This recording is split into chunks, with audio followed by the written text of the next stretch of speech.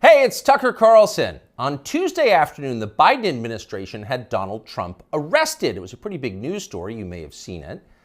Just before 9 p.m. that night, as part of its coverage, Fox News ran two live video feeds next to one another. On the right, Donald Trump addressed his supporters in New Jersey. On the left, Joe Biden spoke at an event for the Secretary General of NATO in Washington. Beneath those videos at the bottom of the screen, Fox's banner read this way, quote, "Wannabe dictator speaks at the White House after having his political rival arrested." Those words were up for less than 30 seconds, but the effect was immediate. Inside Fox, the women who run the network panicked. First, they scolded the producer who put the banner on the screen. Less than 24 hours after that, he resigned. He'd been at Fox for more than a decade. He was considered one of the most capable people in the building. He offered to stay for the customary 2 weeks, but Fox told him to clear out his desk and leave immediately. Then the company issued a public apology for the 27-second-long wannabe dictator line. Quote, "The chyron was taken down immediately," Fox's PR department said, and then added ominously it was, quote, "addressed." That was all true, but it was not enough to save Fox News from the ensuing scandal. For a time in the rest of the media, Fox's assessment of Donald Trump's arrest seemed to overshadow Trump's arrest itself. Suggesting that Biden is a dictator, declared the Washington Post, quote, "crossed the line." Alexander Vindman agreed strongly. Vindman is the perennial MSNBC guest and full-time Ukraine promoter you may remember from Russiagate. On Twitter, he demanded that the Pentagon pull Fox News from all military bases. It is, quote, "absolutely unacceptable for American Forces Network to carry programming that directly, spuriously, attacks the Commander-in-Chief of American Armed Forces," Vindman wrote. In other words, Joe Biden must ban all criticism of himself because that's what non-dictators do. John Cusack went further still. "For the crime of calling Biden a dictator, Fox should be shut down," wrote the 80s-era movie star. Quote, "The government has to take away their broadcasting license." And so on. It was all over the internet. Democrats were very, very angry. But why were they angry? If the banner on Fox was false, why the hysteria? Lies don't seem to bother anyone anymore. If some cable news producer had called Joe Biden a genius or accused him of being secretly Sudanese, would anyone be yelling about it? Would Fox News have apologized for it? Probably not. But calling Joe Biden a wannabe dictator, that stung. So you've got to wonder, if you're being honest with yourself, is Joe Biden a wannabe dictator? That question came up yesterday at the White House briefing.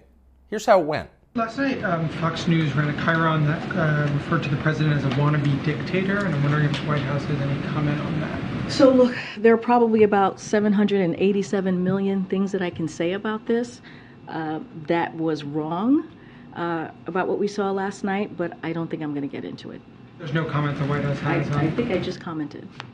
Oh, no comment necessary. Of course Joe Biden's not a wannabe dictator. Just because he's trying to put the other candidate in prison for the rest of his life for a crime he himself committed doesn't mean he has a totalitarian impulse. Come on, that's absurd. It takes a lot more than jailing your political rivals to earn the title wannabe dictator. That's the consensus in Washington tonight. And in some ways, for once, the consensus may be right. It is not a small thing to be a wannabe dictator. It's quite a process. There are a lot of steps. First off, there is the money.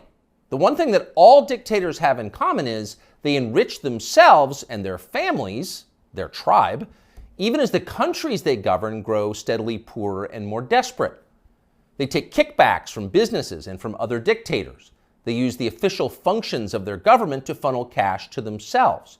They don't bother to hide the fruits of this. They live in garish mansions with big lawns, far from the teeming cities, even as their own citizens languish in growing poverty, in some cases literally living in tents on the street. So they don't really hide it, it's all pretty blatant. And ordinary people resent it. Of course they do, and wannabe dictators know they resent it, but they don't care. There's nothing the population can do about it in a dictatorship. It's no longer possible to fight injustice in a system like that. People can't gather in large numbers to protest the rule of the dictator. If they try that, they'll be arrested by his state security services, even years after the fact. A visit from men in body armor at the breakfast table. That happens. And if citizens persist in believing they can gather in groups to protest, they may be shot to death, a bullet to the throat. And then, just to make the humiliation complete, to make the lesson gin clear to everyone else watching, their relatives can be arrested for daring to complain that their children were killed for complaining. That actually happens in some places. Ask Ashley Babbitt's mother. Here she is in handcuffs. You arrested Ashley Babbitt's mother. You murdered her inside the Capitol, now you're going to arrest her? Come out of there. 101, have a transport response. Sidewalk. So don't be like Ashley Babbitt's mother, much less like poor Ashley Babbitt. She's dead now. That's the message a wannabe dictator would send. And by the way, it's not just public protest that would be banned in a dictatorship. You wouldn't be allowed to complain from your own home. Unauthorized opinions expressed on the internet would be censored. Go too far, press too deep, tell too much truth, and they'll just erase your opinions. They have no choice, really. It's a matter, as they say, of trust and safety. You must trust the leader, or else you will jeopardize his safety. Not that you really can jeopardize his safety at this point. The leader has nuclear weapons, and you don't. He'll remind you of that from time to time. And in any case, you're in the process of being disarmed anyway, along with everyone else who has shown questionable loyalty to the leader. Those who support the regime can keep their weapons and use them freely, including on public transportation. That's a core civil right for them.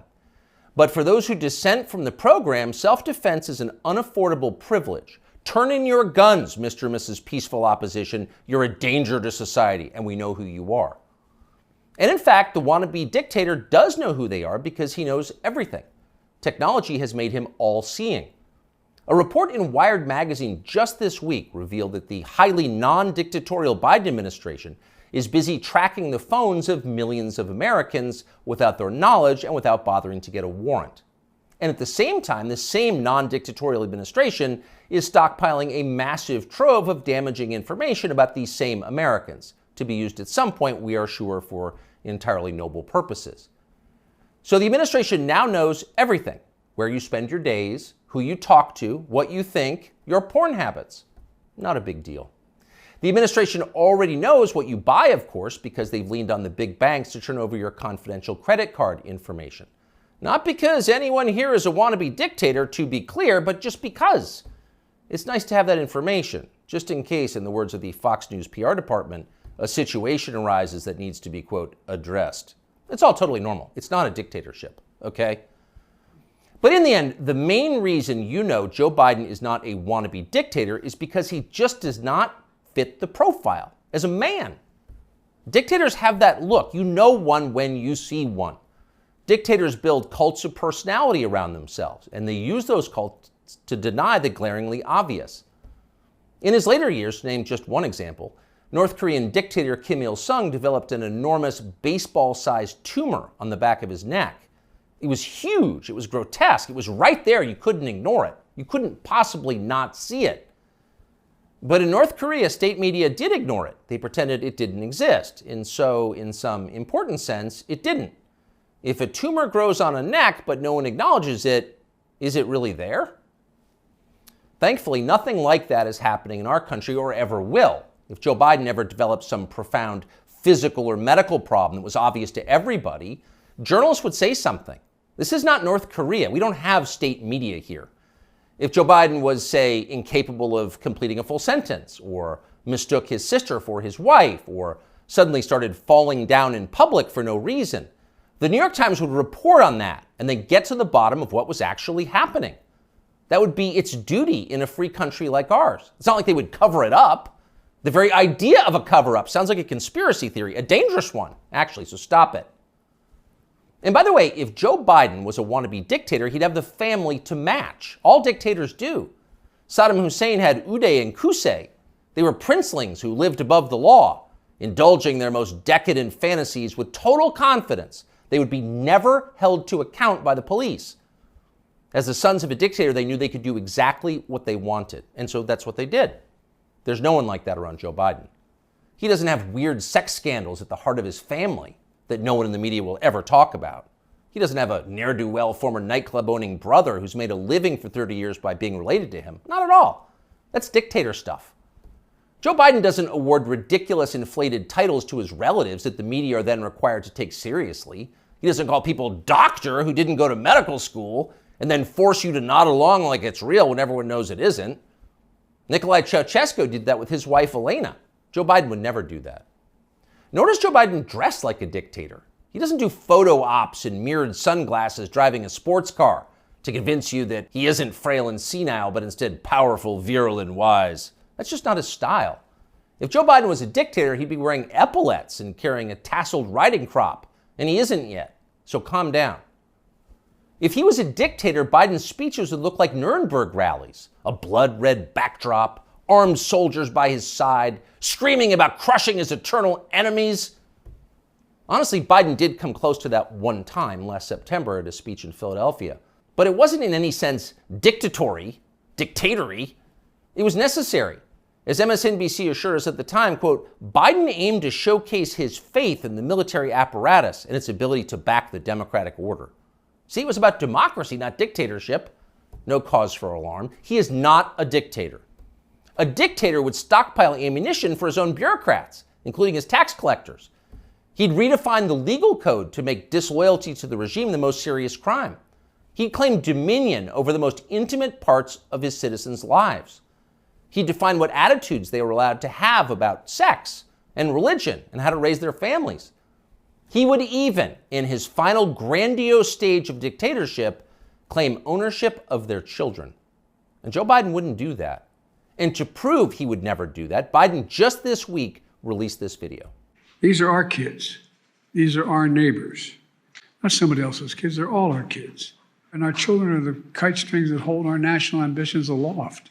It matters a great deal how we treat everyone in this country. LGBTQ Americans, especially children, you're loved, you're heard, and this administration has your back.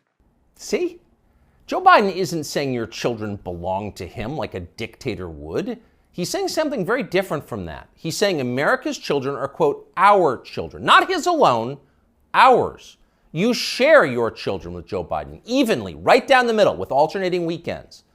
You've got joint custody with Joe Biden, and you can thank heaven that you do. A nation is like a family. Every family has a head, a father. That's Joe Biden, our nation's father. And this, ladies and gentlemen, is now his fatherland. Just don't call it a dictatorship, or we'll have to issue a statement disavowing you. You often hear people say the news is full of lies. In Kennedy's motorcade. 239 people cell death of Jeffrey Epstein.